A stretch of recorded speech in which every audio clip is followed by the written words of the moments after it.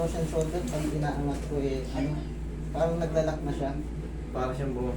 Pag inaangat mo, Ano siya? naglalak, ganon. Hanggang dito lang, hindi na siya maangat ng...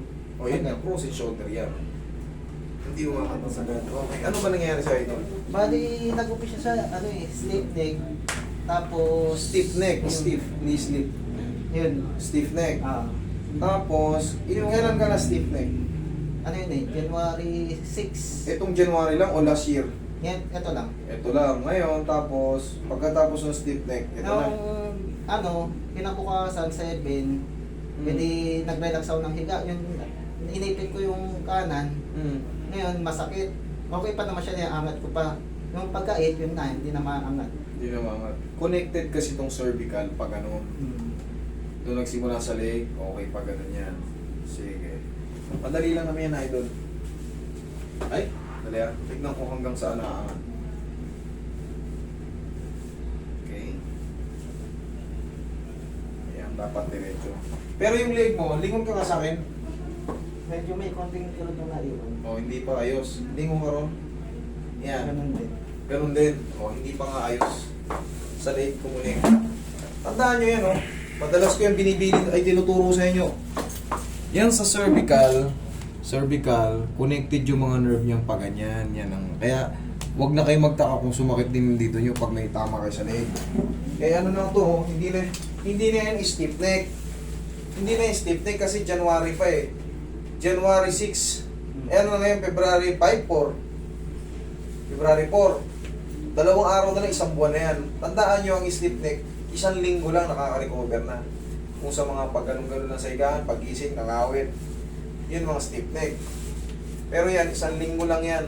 Nakaka-recover yan. Pero pag tumagal na ng 1 buwan, hindi na yung ordinaryo. Ibig sabihin yan, may nagbago ron sa tinatawag mong mga capsule joint, facet joint. Yan. Yan. Ganyan lang. Wala kang opera? Wala. Okay. Relax mo lang ha. Wala labanan ha. Yun. Yun. Yan ang kailangan yan. Mga tunog-tunog na yan, malaking bagay yan sa mga stiff neck. Para hindi mag-lock. Kailangan yan. Pero kailangan marunong kayo ha. Hindi pwedeng kung sino-sino lang magpatunog yan. Maaari kayong madiskrasya dyan.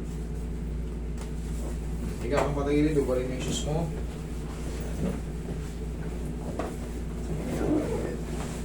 Taga saan po ba kayo? Sa ano, San Secret Monte. Malapit lang.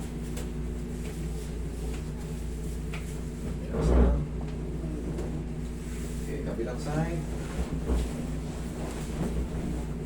Mamaya may matitira dyan. Parang ano na lang, kaunting-kaunti na lang, kayang-kaya mo na. Tapos, mga 4 to 5 days, wala, dire-diretso na yan. Relax lang. Lambutan mo na katawan mo. Yan, lambutan mo lang. Mamaya may tuturo ko sa'yo na huwag mong gagawin. Tapa. Pag galing kayo sa mga ganyan, parang spondylosis yung matuturing eh. Huwag ka lang magbubuhat muna ng sobrang bigat na kasama yung leg, yung ganyan, no? Yung parang paire. Mamaya, pakikita ko sa'yo. Maaari kasi yung leg mo mapuwersa eh. Okay, lamputan mo ang katawan mo. Relax na. Relax na.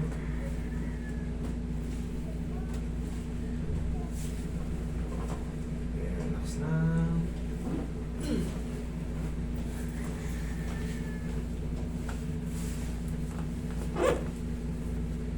Lamputan mo ang katawan mo, laglag mo lang. Laglag mo lang. Yan. Okay, sige, relax mo ang leg mo. Yan, relax mo ang leg mo. Relax na.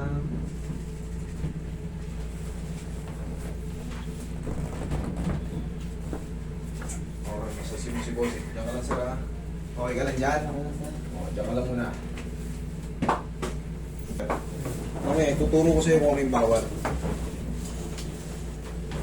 Yung mga ganito, hindi to ordinary yung stiff neck. Kaya may tuturo ko sa kanya. Baka nakakaranas din kayo ng ganito. Yung leg nyo masakit na, 1 buwan na, hindi na yun ordinary yung stiff neck.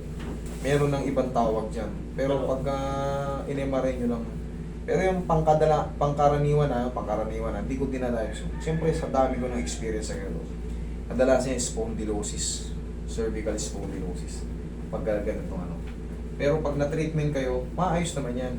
Ang problema lang, wag na wag yung gagawin yung titingala ng ganyang matagal. Naku po. Susumpong na. Exhale. Yan, huwag na traction yan. Ganito, idol, ang bawal sa'yo. Yan ka lang muna. Huwag na huwag kang gaganito. Kunyari, titignan mo to. Kung kaya mo naman may maatasan ka pa, yan, para komportable lang. Kasi kahit wala akong pain sa leeg, okay naman yung leeg ko eh. Pero pag gumaganyan ako, nakaka-apekto para ako nahihilo. Ganon din sa'yo. Ikaw may sira ka eh. Tsaka yung sinasabi ko, huwag ka magbubuhat ng, kunyari, para mabigat na mabigat. Pwersado. Ayan o. Yan muna. Kung magbubuhat ka, pag ganito. Wala namang goods na may balakang mo eh. Okay naman eh. Basta, yung alam mong mabigat talaga, huwag mo nang pakapilit. Patulong ka ha. Kung sakaling may mga i-adjust ka rin na, baka may hahatakin ka rin yung mga pumarang mga wire. Binibigil natin. Maapektuhan kasi yung leg. Sa mga bago lang to ha, sa mga bagong treatment. Pero kung kayo ay matagal na, naka-recover na, okay lang. Pero yun kasi, binabawal ko lang yan pag ngayon pa na treatment kasi baka may naayos ko, lumuwag na. Mamaya, kinabukasan, trabaho ka. Ganyan ka lang ganyan, no?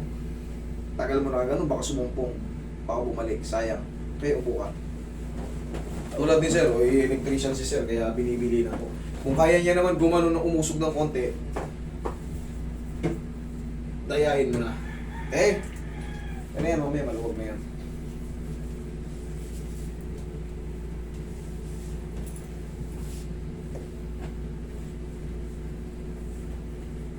Mag-abroad ka, malaking kita ng electrician sa abroad.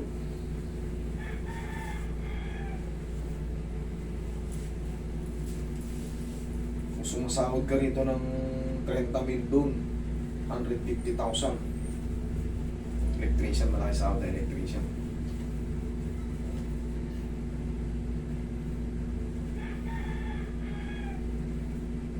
Pero kailangan, sertipikado ka.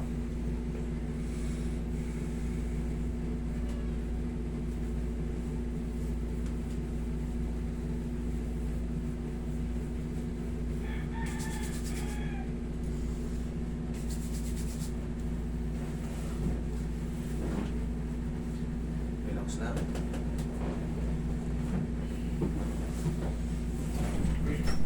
Ano yung JJ yan?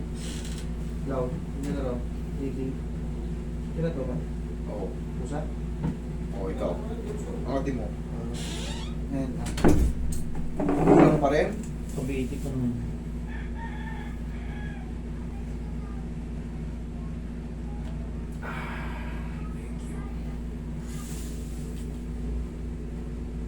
Magkaan na yun. Kaya ko na siyang iangat, yun nga lang. Pag dinahandaan ko siya, humihinto. Kailangan ko siya i-pwersa para Okay. may angat Nagigets ko na. Nagigets ko na. Kumbaga humina yung puwersa pagkano. naglalak siya. Naglalak siya. Ngayon, ang gagawin natin dito, idol, ngayon kasi na-adjust na eh. Mag-antay tayo ng mga, kahit mga 3 to 4 days, dire-diretso na yan. Kasi ang luwag na yun. Kumpara kanina na parang may sasabit. Ngayon, sir, lingon ka rito. Lingon ka rito. Luwag na. Okay, sir. Dito yan ang galing yung compression dyan, kaya parang humina. Pero pag naayos na rito, dire-diretso na yan.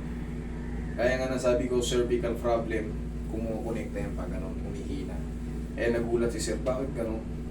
Pero yan, basta na-adjust yun dito, na-adjust ko na rin yun, wala na yung bara. I-push up mo nga, just ko nga kung kung mahina siya, kung malakas. Yan, dyan ka lang. Hindi, dito, sa kama lang. Ganyan lang. Sige na. Yan, ganyan lang ang push up mo. Kahit mga 5 piraso lang sa araw-araw, para bumalik yung muscle, yung kumbaga yung puwersa ng muscle. Okay? Ganyan lang. Wala na yung wag muna yung sa meno, ha? Diyan muna. Okay naman. Nga, gano'n ka. Gano'n ka, idol. Sige. Tulungan mo nga. Maluwag naman, wala namang pain. Okay, idol, babalik na yung pwersa niya. Dahil yan, napigil yung kapangyari. Tandaan nyo yung kapangyarihan nito dito sa cervical. Pero ayos na yung cervical niya, dire-diretso na. Okay? Sige, idol. Ingat ka ha. Thank you.